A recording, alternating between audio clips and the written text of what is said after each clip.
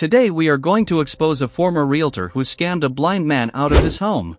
His name is Vince Illiano, and he is now an accountant.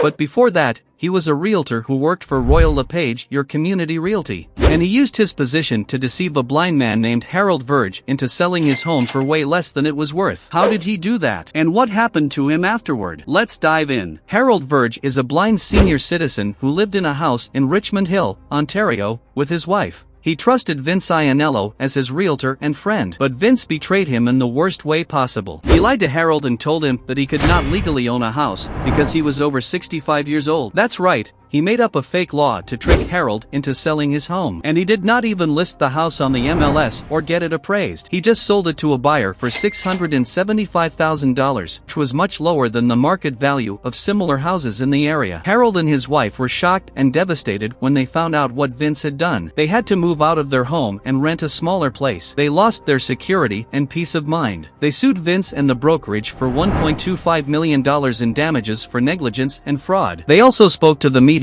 and exposed Vince's unethical behavior. He also said that he did not know that Harold was blind or that he had renewed his mortgage. But these claims were contradicted by the evidence and the testimony of Harold and his wife. Vince Illiano faced a lot of backlash from the public for his scam. Many people called him a greedy psychopath who should be jailed. He also lost his realtor license and had to switch careers. He is now an accountant, but I wonder if he is still ripping off people with his lies. This case is a shocking example of how some realtors can abuse their power and take advantage of vulnerable people. It also shows how important it is to do your research before hiring a realtor and to protect your rights as a homeowner.